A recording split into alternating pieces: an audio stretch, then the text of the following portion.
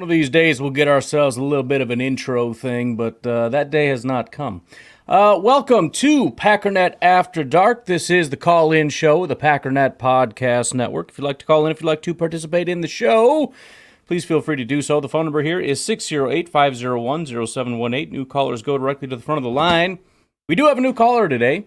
Not going to get to that quite yet because I want to shout out our sponsor, Ticket King. Ticket King is a local Wisconsin-owned company. If you're going to buy tickets to go to a Packers game, buy them from Packers fans. Ticket King, big-time Packer fans. They are the Packers ticket source. TicketKing.com is the website. See, I messed that up. TheTicketKing.com. They were like, make sure you say the, and I didn't. But they got offices in Green Bay and Milwaukee. They're Wisconsin's largest Packers ticket source. So please give them a little shout out there. No, you the man, JP, you the man.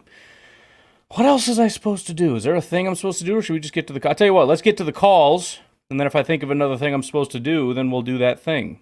But looks like JT. What's going on, man? Hey, Ryan, this is TJ from Alabama, and first-time caller, which y'all obviously know that, and whether I'm a long-time caller or not, we'll just kind of see how that shakes out. Okay. But I want to see if I can get this in before the 3-minute monster bites me.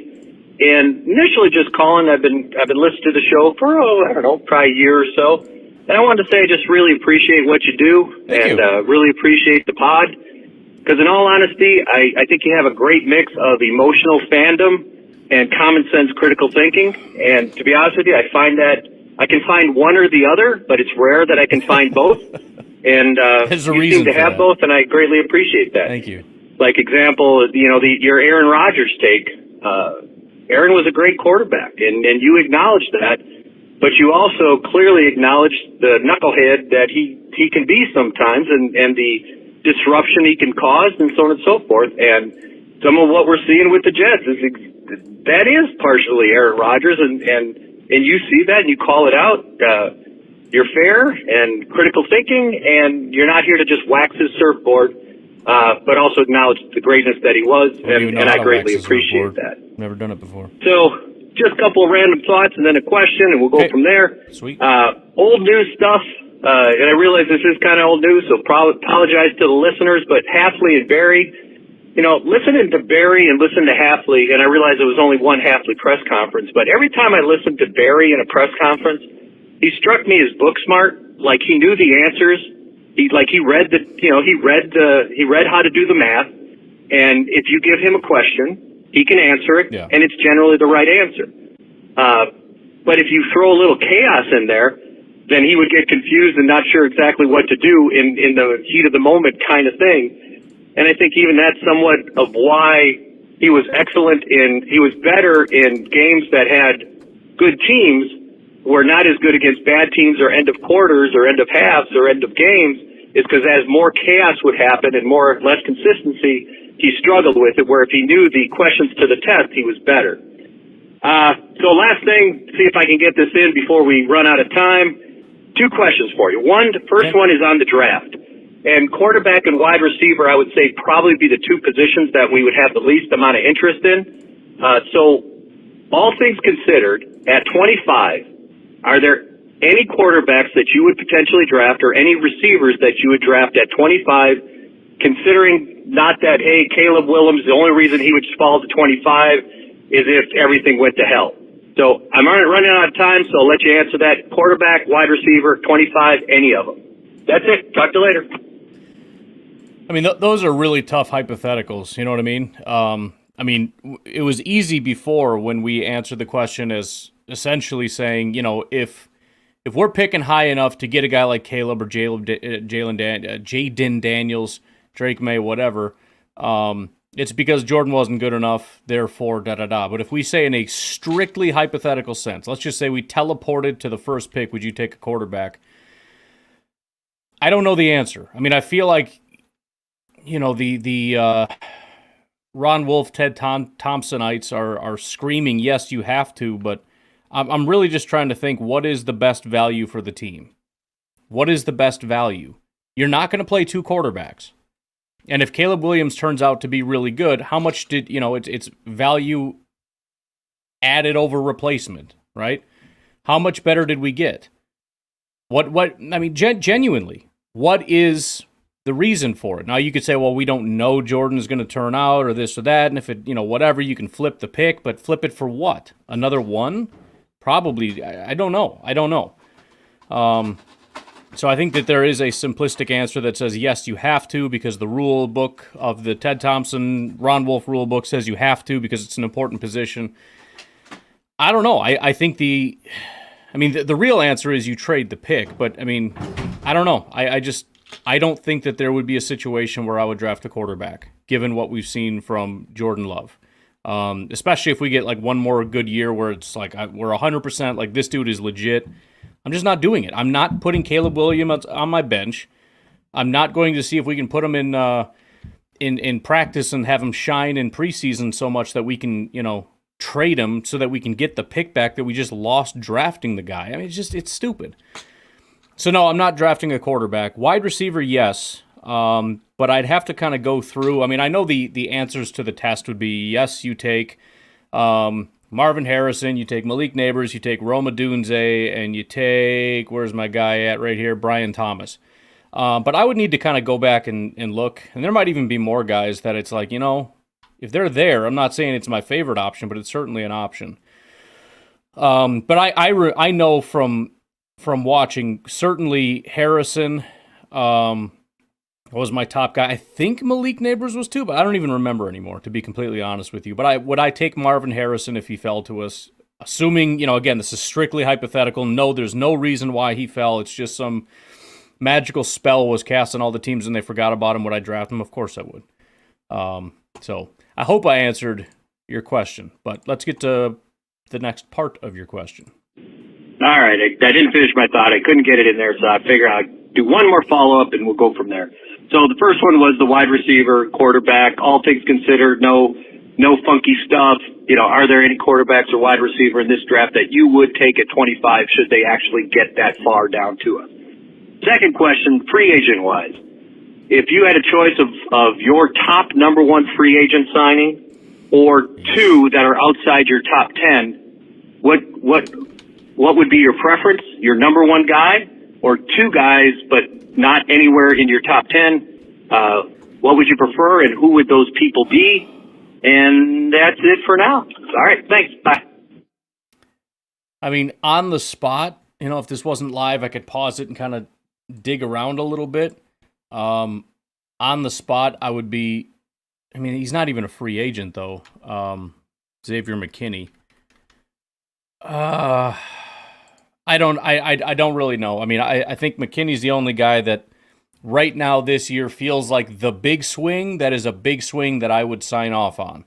I'm sure there are others as far as guys that would cost money and it would be worth it, I guess is sort of the criteria that I'd be using there. But even these lists are stupid. Like Chris Jones isn't going anywhere. Justin Simmons, we know, but he's 30. Would I be okay with it? I guess as like a 1 or 2 year whatever. A lot of these guys, especially the safeties, are getting old. Quandre Diggs is 31 years old. Kevin Byard is 30. So I don't know. I kind of want the dust to settle a little bit with the guys that are known to be free agents that are going to be re-signing. So we get a better picture by the time that free agency actually arrives. So, the week prior when we start to get the leaks or whatever. Once tampering opens, essentially, is when free agency starts. At that point, we'll have a little bit of a clearer picture. But yeah, I think Xavier McKinney, who again is I don't even believe a free agent right now, would be the only real big swing that I think. I'm not even saying it's the best option, but it would be sort of you get the old fist pump, like, all right, that's pretty awesome. Ian says Bears, Lions, and Vikings got 0 comp picks. Yeah, well, that's what happens when you suck, I guess. All right, let's go to the top of the order here. We got Nate. What's going on, Nate? Hey, what's up, Pack Daddy? It's Nate. I don't know if this is going to be live tonight or not, but I had a comment on Kyron Amagaji, whatever. I had talked about him like months ago. I really wanted him as like a 3rd or 4th rounder. But good Lord, I have been like doing some mock drafts and watching some mock drafts, and he's going like now, like what? You had to mute it. No, no, he's not. Like I like him, but he ain't worth the second rounder. So Who's I don't know. Amagaji again? I don't know what you think, or like know how to who spell it. your tackle prospects are that you're Kyron thinking are Amagaji. going to be in our range, but that is the most important one in my view. So who's your tackles? Go Tackle. Okay. You got to let me know ahead of time because I'm not, especially a little bit further down. Who is Amagaji? Oh, yeah. I remember a lot of people talked about him. I haven't heard about him since. I mean, it was like early on in the process. I remember everybody talking about Amagaji. And then I went through the tackles. I don't know what the results are. I could pull them up and see what I thought of them. But, yeah, I haven't heard him since. I know you guys were big on him for a while. I don't think you were alone in that either. But tackles, who did I like at tackle? I don't know. Let's pull it up. Do. It's not the right thing. Here we go. So tackles. I mean, as far as, do I even have these in order? I don't think I do. So I don't know. I mean, I have Joe Alt at the top. If yeah, I said my guy, maybe not as unmovable as Fashanu, but also not unmovable personally, just solid top to bottom. So he probably won't fall. Fashanu is, I mean, you know, we're talking early round guys. If I remember correctly, I don't know if I got very far down before I started to not be, like even J.C. Latham. So J.C. Latham is the fifth one down, and I'm already kind of like, I don't know. But Amagaji is not on the list, so I have not watched him. Fontenot. Yeah, so Fontenot, I said basically I gave him a B. I like him. So there's four guys that I watched that I actually like. Joe Alt is my favorite. Fashanu is after that. Then Fuaga. Then Fontenot. Did I say that right? Alt, Fashanu, Fuaga, Fontenot. Aside from that, I mean, there's guys that I think are serviceable, right? J.C. Latham, he's a big dude. I don't know how good he's going to be, but he'll be a right tackle somewhere. Mims, kind of big and clumsy. I wasn't a super big fan. Jordan Morgan, I kind of like. So these obviously are not in order. I don't know. But I have not seen Amagaji, is the bottom line. I don't know. I don't have an opinion on him. Kyle from, how are we doing on time? Kyle from Madison, we're doing good. What's going on? Ryan, what's up? Kyle from Madison. So I'm a couple rounds into your mock draft here that you posted, and I just wanted to call in and kind of react to some of your picks here. Okay. And I went back and just watched. I'm not going to watch full games. I have you for that. I'll watch a couple highlight packages and call it a day, you know. I'm one of those. I'm not going to pretend like I'm freaking on an NFL matchup and I'm down there doing all the film work. No. I'll pretend. I'm going to watch the freaking highlights and see what I see, and it is what it is. But I went through just again with a couple of the guys that you picked in the top, let's see, your top three picks I'm through right now. I think you went corner first, right? So Kool-Aid. Yeah, dude, I like me some Kool-Aid. I love the idea of him. I love his size. Like, it just seems like he's a pretty big dude. Like, it almost looks like could be a safety, but they're not going to play him safety. He's going to be a cornerback. What I'll say is, and I don't know, I'm not trying to throw shade on the guy. I think he can play, but it is interesting. Every highlight package I watch of him, and I noticed this a while back too, it doesn't seem like he's not really affecting the ball. Like, most of the plays you're watching, like, probably are just dropped or not there anyway. So it's kind of hard to evaluate him. He's, like, pretty sticky. I hope that wouldn't translate into a lot of pass interference. Could, I guess. But he does like to kind of get a little handsy. And he's usually in good position, but it's just his highlight packages show mostly, like, passes that he didn't really affect. You can definitely argue that, like, tight coverage will affect the positioning of the receiver, but that's my only thing with him is, like, yeah, he looks the part, but so many of the highlights I've seen, he's just not really affecting the play. Good celebrations, though. I like the seatbelt celebration. You went with Edgerrin Coop. Well, I mean, you can see he doesn't get a lot of picks. I mean, the pass breakups are there. He had 16 in 2022. He had 4 in 2023. Picks are pretty fleeting, but you hope for more than one in a season. I don't put a whole lot of stock in that. In fact, one of the least favorite things I have with highlights is they'll show a lot of picks, and it's the exact opposite. It's a pick, but he didn't do anything to get it. It was tipped in the air. It was overthrown. It was whatever. Like, that's not impressive to me. So, I don't know. The other problem with I like highlights insofar as it kind of just shows their ceiling, right? It's a good way to just kind of be like, all right, this is what they do at their best. It's a snapshot. But obviously, it's not the best way to evaluate them because some guys have great highlights. And I even point that out sometimes. Like, I don't like this guy. I bet he's got great highlights, like especially like the speed guys, right? Everybody loves the speed guys, probably because they go watch the highlights and it's incredible at their peak. But how many highlights they slap together 10 highlights over 2 seasons out of, he took 848 snaps, So, I don't know exactly how to respond to that other than to say it as far as affecting the ball, I think he does it. As far as interceptions specifically, I don't think he does. But again, a lot of what Hafley talks about is affecting the ball is taught, right? The problem with what we had before is the way that we played didn't lend itself to getting the ball a lot, whereas Hafley's going to teach you to play a certain way that lends itself to getting the ball. So it comes down to technique and fundamentals. Can you do the job? Can you, when you see it, you react? Sticky is great when you're playing man coverage. It's nice. And there's technique things about can you do that job, which I think he can. But again, like if you're dropping back, are you looking at the quarterback and then how quickly do you react? Because that's going to be how you're going to come up with the interceptions and the pass breakups. So I don't know what highlight you watched. It's kind of down to them too, like what they happen to come across. I don't know how they find the good plays. If it's, if they have a way to kind of go back and find, interceptions or whatever, and then just go clip those.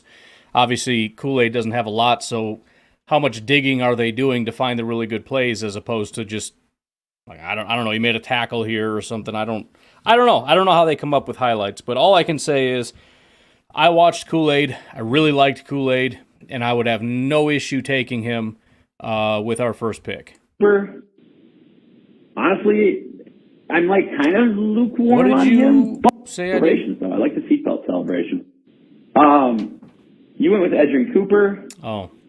Did I? Honestly, I'm like kind of lukewarm on him. I don't really like Edgerrin Cooper, but apparently I took him in my mock draft. I don't know. But I do think the fact that I think he could, if you wanted to, on some downs, you could maybe do like the, what's his name, Reddick kind of thing. And maybe he could rush. But I do like him with Quay. I think you could do a lot of things with those two together. So maybe if we didn't have Walker, a less cool prospect, but those two together I think is something. And then Corum, it's like there are flashier backs, no doubt. Did he have an injury? Did he have a pretty major injury? That's the thing that gives me pause about Brooks, because isn't he coming off an ACL? Maybe I'm wrong about that, but I just I don't like running backs coming off ACLs. But Corum, man, he just seems to get it done. I think his game would translate pretty well to us. Anyway, I'll call you back.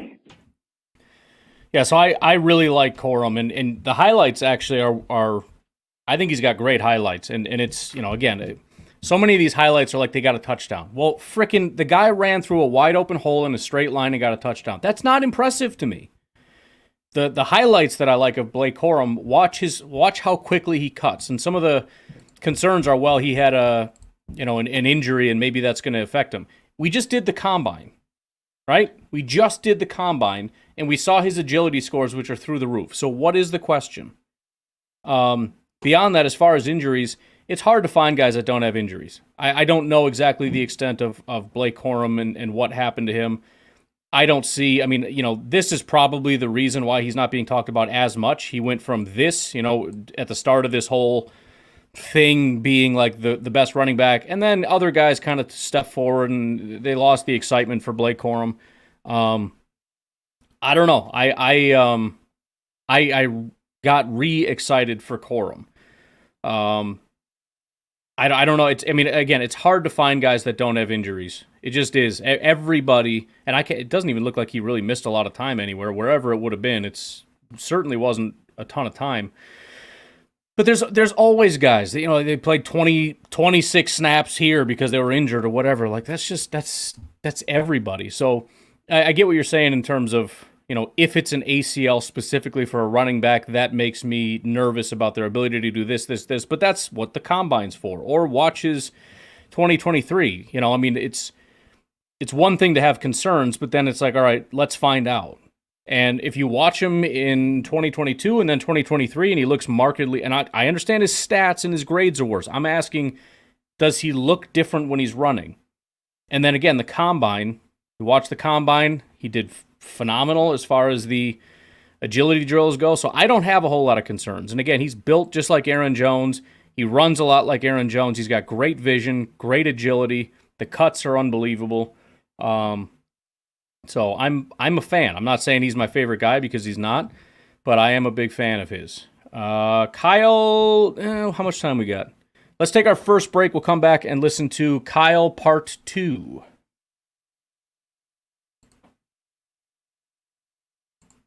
Hey, real quick on Corum before I forget. One of the things I love about this dude, and first of all, I could care less if the guy's 5'5". I mean, if you've ever played sports against strong, short people, it's a nightmare if you play defense. It was a nightmare when I played soccer, nightmare against certain people in football. I think basketball is kind of the only thing, but like if your center of gravity is low and you're strong, I mean, that can be a problem, depending on, the game, of course. And I talked about that recently. I think, if it was derailed or what. Height, people say he's small. He's not small, he's short. And that's not necessarily a negative. Being short as a running back means you get lost behind the line of scrimmage and, the defensive linemen, the linebackers, they can't find you. But then he's 213 pounds, so he's kind of jacked. So he's low center of gravity, which means the power that he can generate is going to be really hard to stop. It's not like some really tall guy trying to just move forward because then you hit him high and he falls backwards, right? He's small. It's just, I don't know how to explain the physics of it, but I'm pretty sure we all understand how that works. But yeah, I don't really have an issue with 5'8". I mean, and again, are there issues with height and receiving or blocking? Maybe that's kind of the issue, but for running, it's not an issue. This guy looks, I don't know. I do not have a problem with his size. He wears it well, and he seems to, he bounces off of tacklers and kind of through the chop a lot better than Dylan does. And Dylan's a much more massive human being, so I don't know about that. But the thing I do like about Corum a lot is that he does something that the modern running backs in Green Bay that have succeeded, Ahman Green, Dorsey Levens, Ryan Grant, Starks did it as well. I don't recall Lacey, whether he did or didn't. And then certainly Jones is, you watch him and that Michigan offensive line is freaking crazy how good it is. But he lets them set it up. Yeah. He lets his O-linemen set it up. And if you watch, he does like what Ahman did this really well. Ryan Grant did this really well too, especially the Super Bowl year, where they literally got their hand on the butt of the offensive lineman. And they're kind of like helping the offensive lineman get a good angle by positioning their body behind that blocker so that that second level defender comes up and kind of has no choice but to play it the way that Corum shifts his body. And he just stays right in that hip pocket of that offensive lineman. And then boom, he just pops out 5'10", sometimes more. That is great. And a lot of times, really, Dylan didn't do this well. And I think Wilson didn't do it really that well, but that's just inexperience this year. But I do like that about Corum. I love that he is patient, but then he doesn't, if you let a play go and run a play too long, it's just done. And you've missed it. It just seems like he's got a really good knack for letting the block play out, and then when the moment comes, he takes it and he's just going to get what he's going to get. He doesn't lose a lot of yards, it seems like. He's usually getting something, and then he picks his moment. So I am impressed with that. I would not hate that at all. I'll call you back once I get through the rest of it. Yeah, so, again, my first, it might have even been you, Kyle, or maybe it was Nate, but my first time running through the running backs, the assignment was find an Aaron Jones, which I don't think there really is a good comp fully to Aaron Jones. But again, I just tried to find guys that could make things happen when it wasn't there. And I didn't really pick Corum. I mean, Corum was fine, but I went with some other guys that kind of made sense to me. But I do think Corum kind of fits that. But honestly, Aaron Jones just goes. He spends no time behind the line of scrimmage. I don't want to say he's impatient because he's not. It's not a negative. He just has such an unbelievably high processor that he can go and see and move, and it's just his body and mind are so in sync. It's a really rare thing that Aaron Jones does. If I could compare Blake Corum to somebody else, it would be more of an Alvin Kamara. Alvin Kamara was real patient. He waited behind the line of scrimmage just like that. It was like a whole big thing with Kamara, where he would wait a long time, and it was a good offensive line that they had there in Pittsburgh at the time. And but still, it always felt like this isn't going anywhere. Like every time you see a running back just stick behind the line of scrimmage like he doesn't know where he's going, it's like, well, you're screwed. They're going to swarm whatever. He waits, and then boom, he goes. And it ended up working out real well. And I think Corum is a little bit more like that. So again, I'm not going to sit here and bang the table for Corum like we got to get him. I'm just saying what I said in the mock draft was I don't want to say I was out on him. I just haven't talked about him, haven't thought about him because I was, on to these other things. And then when I saw Corum in the draft, it was like, no, not Corum. And then I was like, wait a minute. Why not Corum? What's wrong with Corum? Corum would be fantastic. So it was just sort of a way to remind myself that Corum is not off our list. He is a very talented running back, and I think has the potential, at least, to be a really good football player. Getting to a couple of the comments here. Green Bay Packer Nation. If offense is the strength of the draft, what do you think the chances are that the Packers sign a free agent safety but draft a corner in the first 2 days of the draft? I think that's a glorious strategy. I think they're going to sign a safety. It sounds like most Packer fans are convinced we're going to sign two. I don't know. I mean, maybe.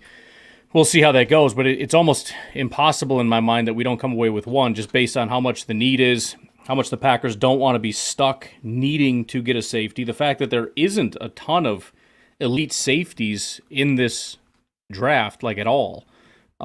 It just feels like it needs to happen. And then, that makes, you talk about Kool-Aid. If we come out with even a safety, but let's say we get two. We get a sort of a bigger name guy and then maybe another guy that we feel could be serviceable.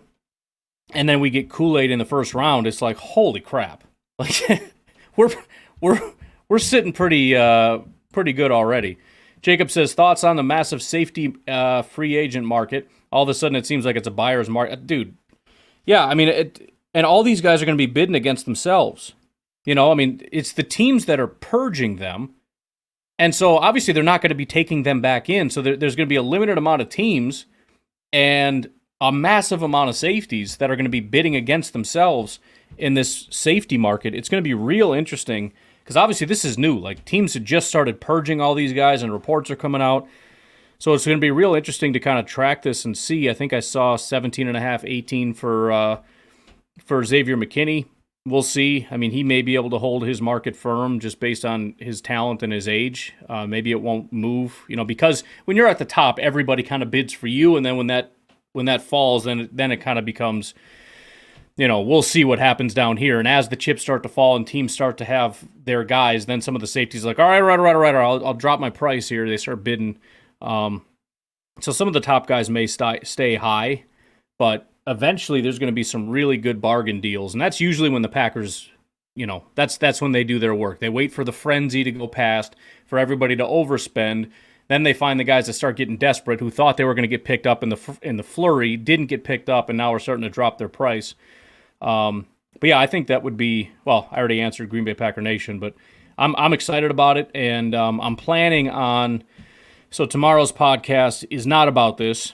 The day after that, I don't think it will be either, but maybe the day after that, I want to just really, I know I just did free agents, but I didn't solely hone in on safeties, I guess, to the extent that I should have, because this flurry happened right after I did the free agency thing. So I want to go through all the safeties and really get a look at what we've got available. Professor Cakes says, talking about the injuries we're talking about, he says, hell, Luke Musgrave was hurt damn near every year in college, still ended up as a second-round pick.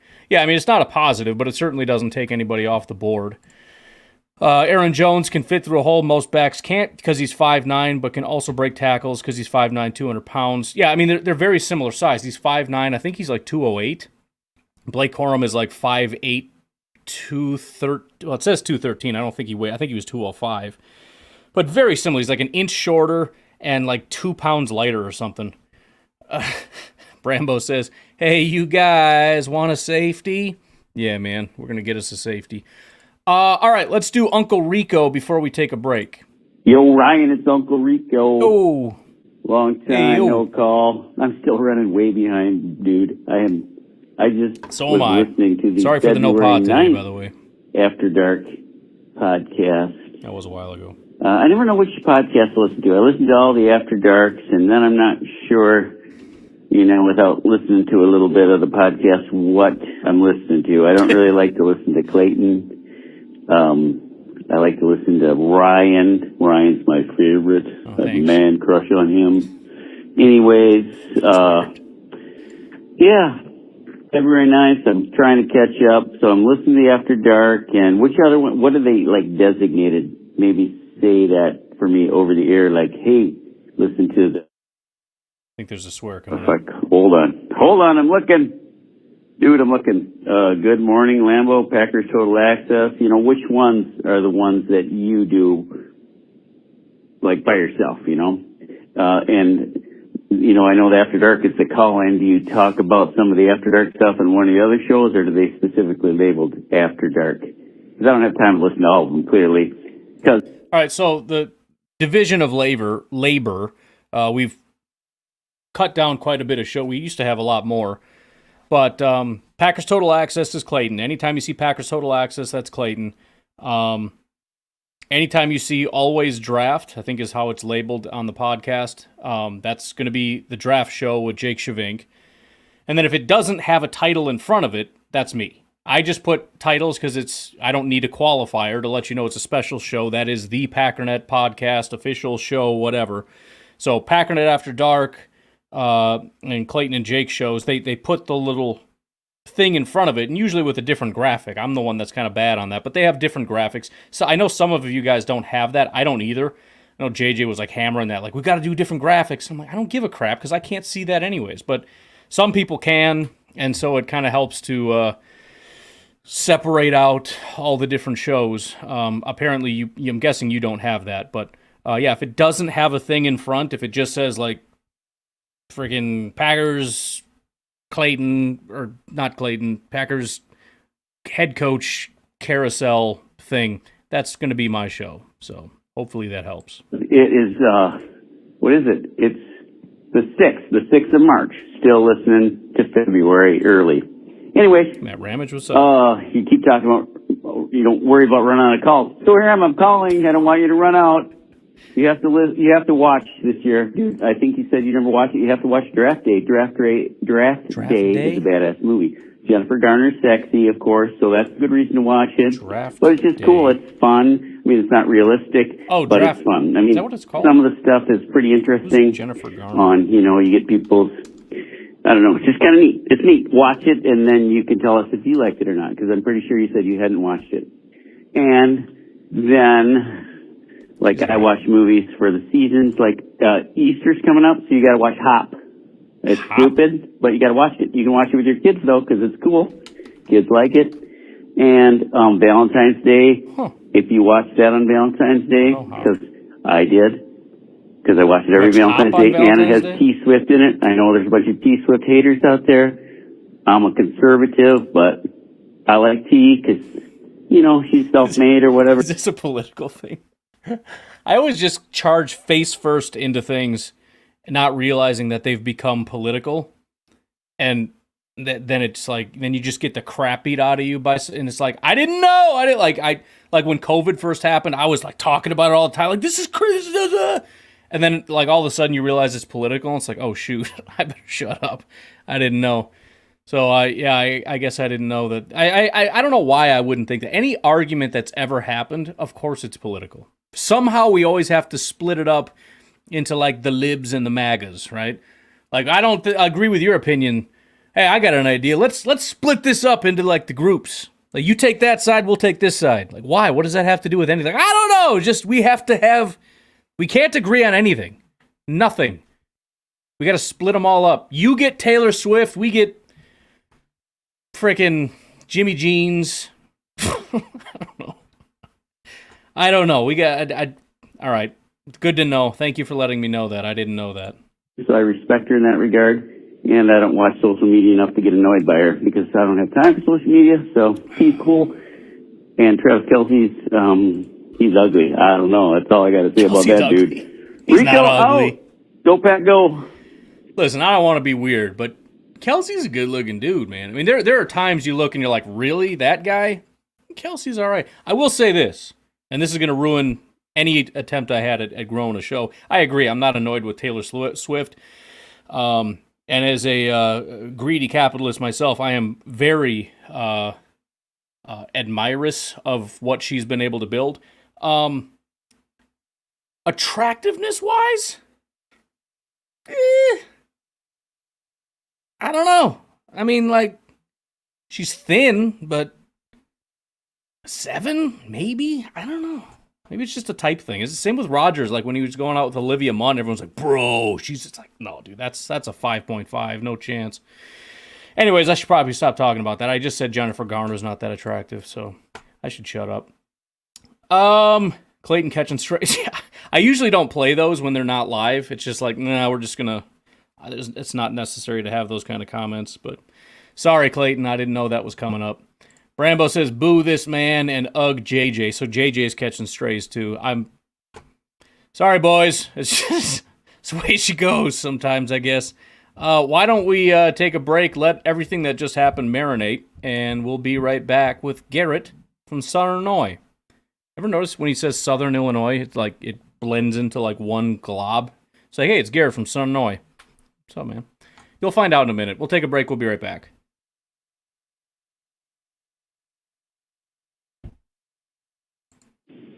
Ryan, you ever get that feeling that He didn't say it. things are just really looking up? Sometimes. Man, I wish I could play that song from the Jeffersons Jessica where Biel and Chuck and Larry. it starts out, we're moving on up to the sky, East side. to a deluxe apartment in the sky. Yep, I know the song for sure. Look A at all of what's these movie? safeties that are hitting the free agent, Chuck dude. and Larry. I think the market is going to favor us. I think Simmons has been cut from you're gonna the get me in Denver trouble. Broncos. There's Xavier McKinney. I'm not Googling nothing anymore. There's even guys like Poyer who's being cut from Buffalo. And I know some of these guys are long in the tooth, but a veteran is a veteran. And if we can find somebody to go in that group and help the new draft picks, I'm all for it. But, man, some of these connections, like Xavier McKinney, for instance, that guy has got connections to one of our new coaches. So Yeah. I'm just saying, man. I'm just saying that it's looking on up. To the east side. Yeah, I mean, ever since last year, I mean, I don't want to pretend like we've been victims. We've had very good football teams for a very long time, but it just feels like at some point things really started going our way, and it didn't start in the last month. It happened a year ago. I mean, the Aaron Rodgers thing looked like it was going to be a disaster. There's no way we're getting out of this with a positive result.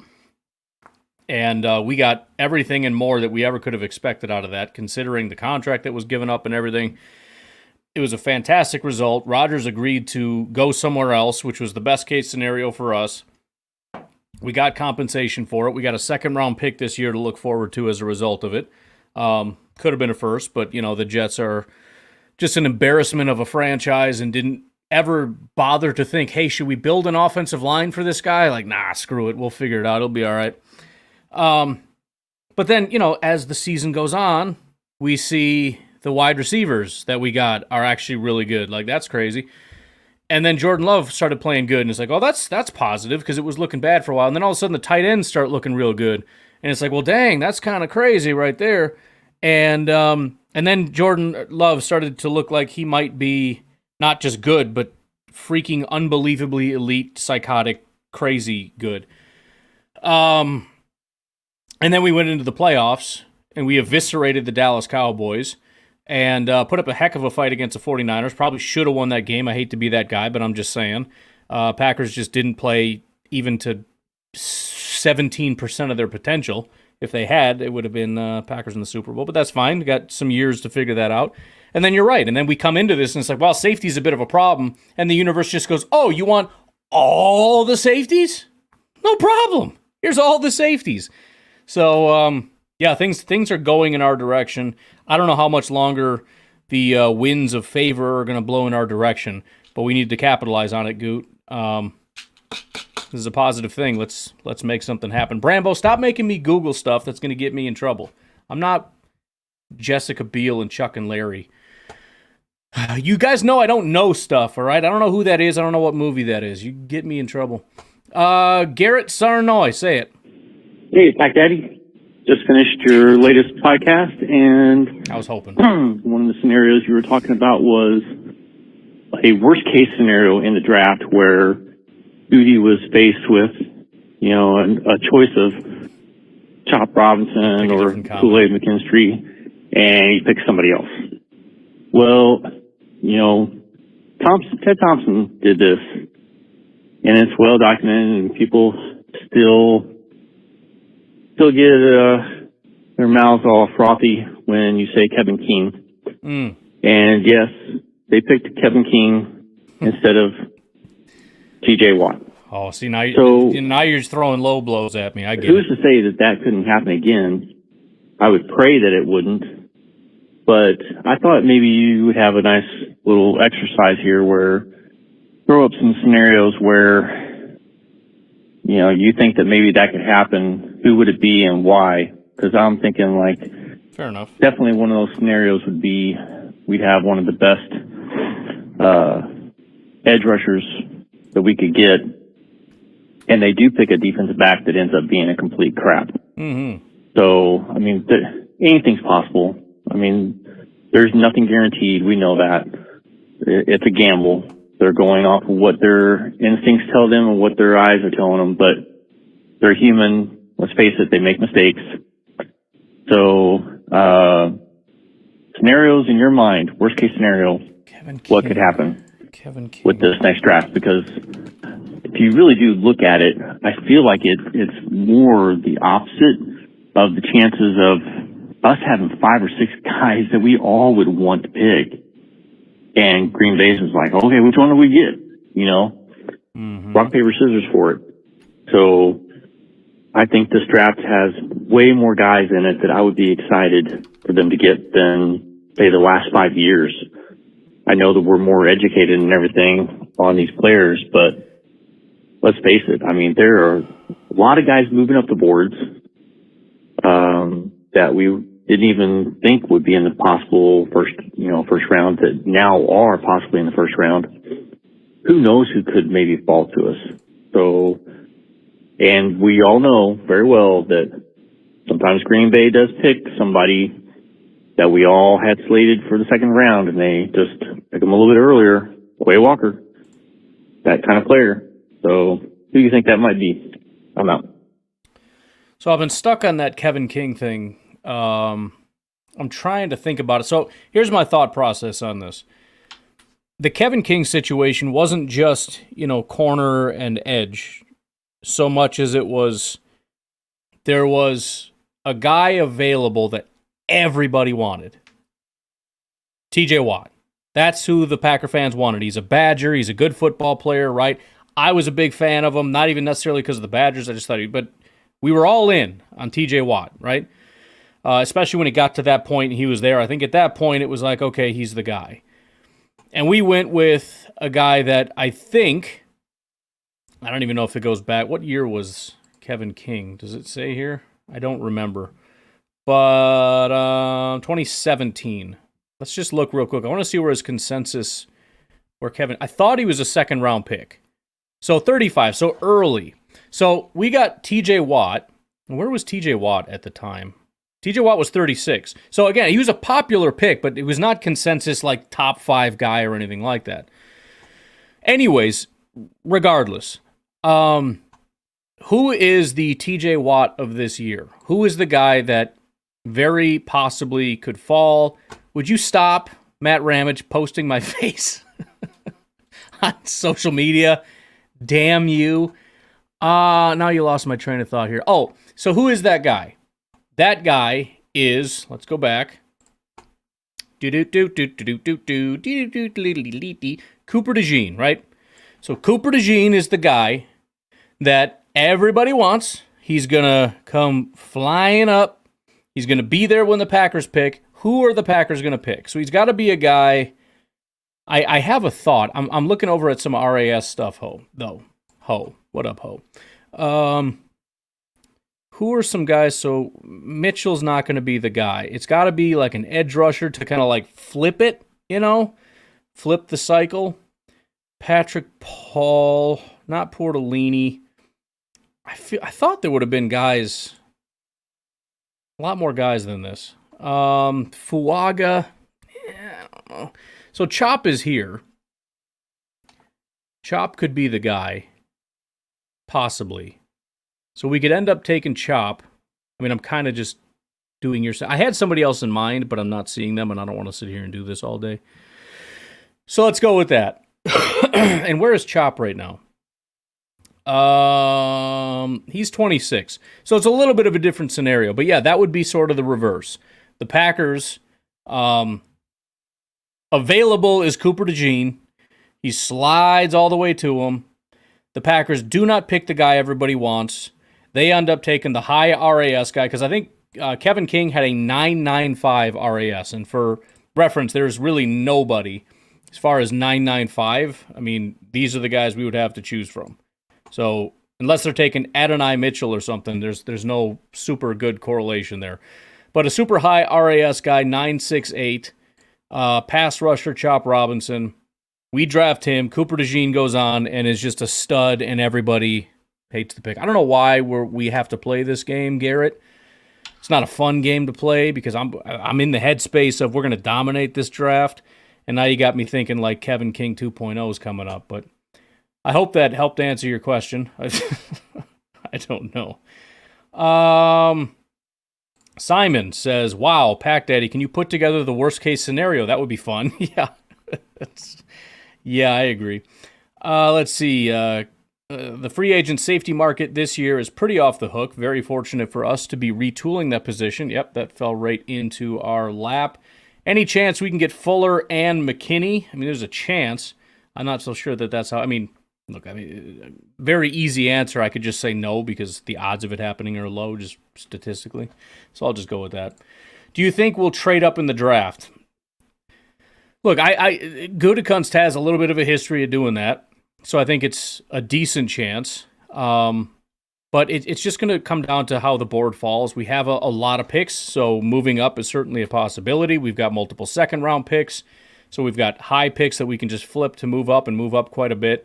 But it's just going to be like their board, like every other year. If you've got 2 first-round guys left and you've got 7 picks to go, and they pick this guy, you got 1 guy left that you have in like this first-round package or whatever. What do? You can sit and take the next best second-round guy, see if maybe you can even trade back into the second round, so accumulate more, whatever, to make the value better so you're not spending $20 on a $15 prospect. Or you try to move up, and I think if there's 1 guy left, you start making phone calls, or even 2 or whatever. You start panicking, you start making phone calls to see if you can get up to make sure that you get that guy. That would be the situation in which you do it. You don't move up if we're at pick 23 and there's 3 guys left. It's like, well, we're good. We just got to figure out which one to pick when it gets here. So it's entirely possible. We have everything we need. We have enough guys on the roster, I think, to where it's not like we just need as many picks as possible. We do have quite a few positions, but it's not so desperate that we need 11 picks. So if we decide to move up, we can. Green Bay Packer Nation says, there is no TJ Watt in this draft. In a million years, I would trade back like Ted did. Nobody mentions that we got an extra pick along with that. We did. And I think we got TJ Watt's counterpart, and I don't know if he made it through training camp. But, I mean, in hindsight, I mean, it's only a bad decision because it didn't work, right? I mean, because TJ Watt ended up being a good player. And again, there's a lot of revisionist history. Even in my mind, I thought TJ Watt would have been like a late first-round prospect, and Kevin King was kind of a early to mid-second-round prospect. And according to the consensus, Kevin King was ahead of TJ Watt. Now, no Packer fan's going to admit that. No, that's not true. That site's lying, even though it's just mathematically calculated. But that's the way it is. And so, it was the wrong decision. It was a bad evaluation. It is what it is. It happens. And freaking Got to move on at some point in our lives. Let's get through. Garrett's got 2 more calls. Let's see if we can get him to say Saranoy, and then we'll get out of here. Okay, so I have an idea. So hear me out on this. Does it involve your location? All the way through.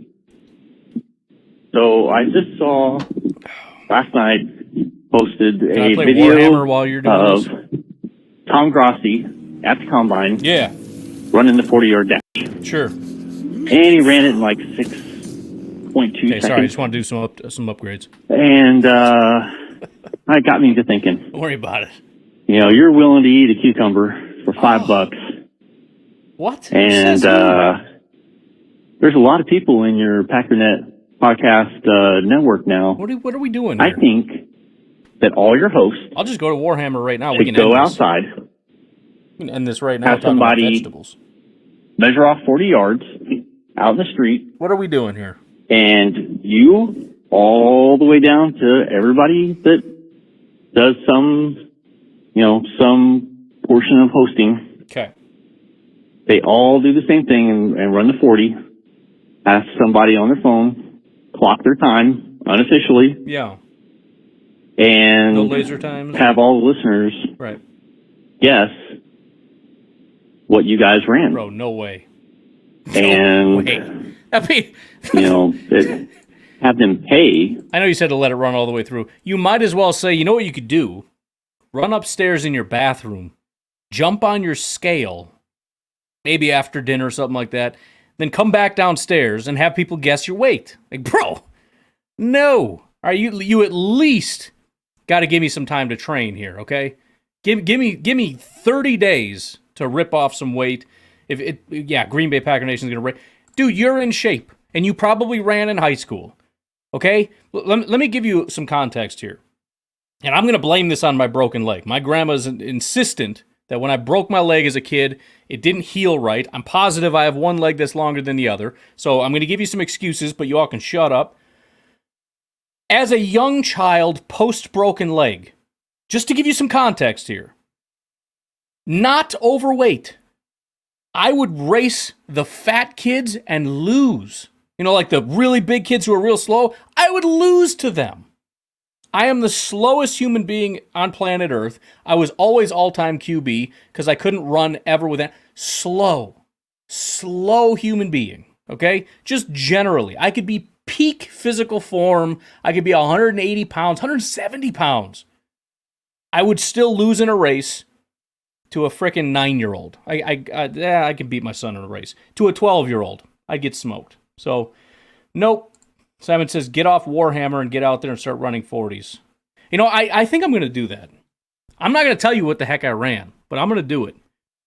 And it'll be some motivation. My neighbors. I'll be out there at like 4 in the morning hoping nobody's watching me run. I can do that do that with the car, get the odometer to measure, right? 40 yards, figure out how many miles that is, measure that out. Or I just use Google Maps. They got that thing where you can click and like drag it out 40 yards. And I'm going to do it. And I'm going to come back here. And my legs aren't going to work anymore because I haven't run in a while. It's been a couple years probably since I've ran somewhere. Donald, shut up. All right? My grandma knows. She said I was super fast when I was little. And then I broke my leg and I wasn't fast anymore. So you shut your mouth, Donald. I'm going to do it. Green Bay Packer Nation says 40 backpedal. I will get a 5.5. You know what? If you're all going to come on here and make fun of me, I'm just going to play Warhammer. Screw you guys. Better idea. All the Packernet hosts do the full combine and get RAS scores forever. Listen, I'll do it. But I have to practice. And I have to get a baseline from Clayton and JJ and everybody else. They got to tell me what their times are. Because if I am way down here, I need an excuse. I need to break my leg or do something so that I can get out of it. But I'm actually kind of intrigued by that. It's something to do, You gotta have goals once in a while, and I don't have any right now as far as like something that I want to achieve, and that kind of sucks. And as much as I hate running, like setting like a 40 time, being like I could do that. I'm gonna do that. How do you train for speed? I don't even know. I should probably learn that. So that Donald doesn't make fun of me anymore. All right, sorry. Garrett, please continue. With have your the listeners stupid pay idea. to guess.